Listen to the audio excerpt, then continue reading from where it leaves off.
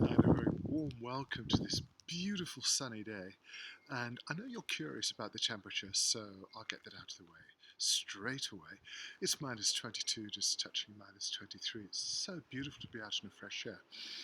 And besides satisfying your curiosity about the weather, one of the questions that people have been writing to me about is the nature of reality. It seems to be a subject that sparked your curiosity. And one of the ways that this question is phrased is the curiosity about whether we're living in a simulation.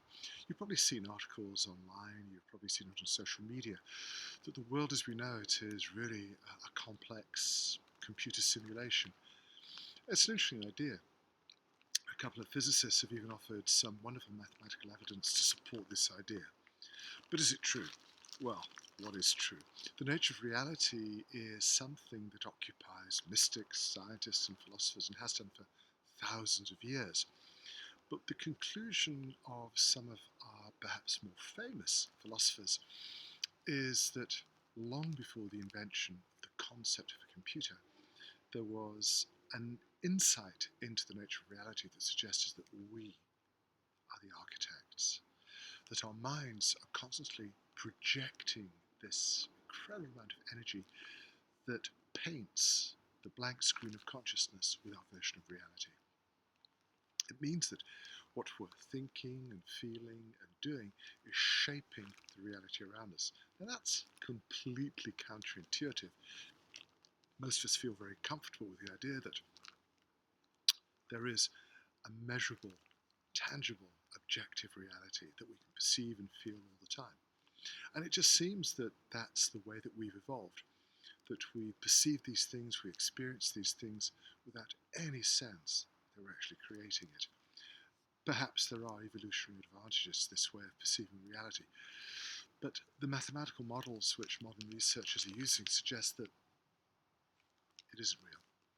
It's a very disturbing thought that there is no objective reality because it's completely contrary to everything we know, to all of our experiences, the basis, the foundation for our grasp of the world.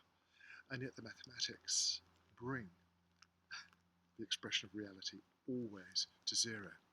Interesting.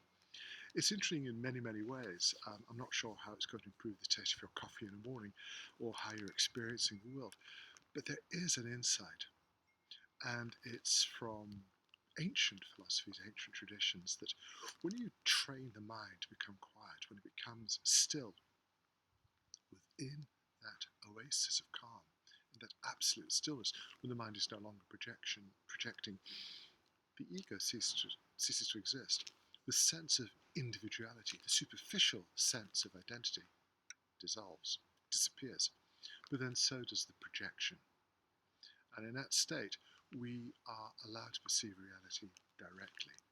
It's an intriguing thought, but within that experience, the mind no longer functions the way that it's evolved to behave, and we experience reality directly. You're probably sitting there wondering, yeah, what use is this in a very, very busy life?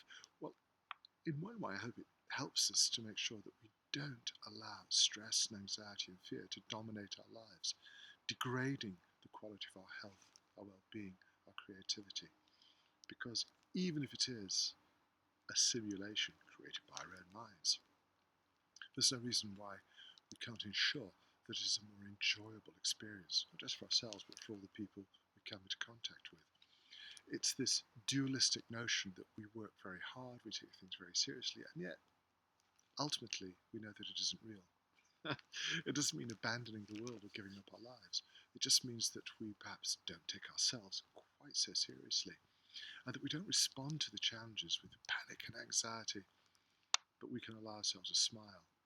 We can allow ourselves to remember that if it isn't real, then perhaps we shouldn't be stressing ourselves quite so much, even as we pursue our careers and we take care of the people around us. We know ultimately that we are shaping this world. And my invitation to you is to ensure that you shape something that is truly beautiful, a perfect reflection of the light in your own heart. That might sound like an esoteric and an intangible expression of our potential, but Great philosophers have reminded us for thousands of years that this is our purpose. It's to experience this direct relationship with reality, where you and I are no longer recognizable as our superficial selves, but the true self, the ultimate self, has an opportunity to express itself. Interesting thought for the weekend. It's such a beautiful day. I hope you're enjoying a fabulous new year and that this year fulfills all of your hopes and dreams and aspirations. And that as you encounter life's inevitable challenges, you remember to smile, to breathe. While working your way through the problems, you remember not to take them too seriously. Have no faith in your ability to resolve things simply and naturally. Have a wonderful weekend, and I will be looking forward to seeing you again next week.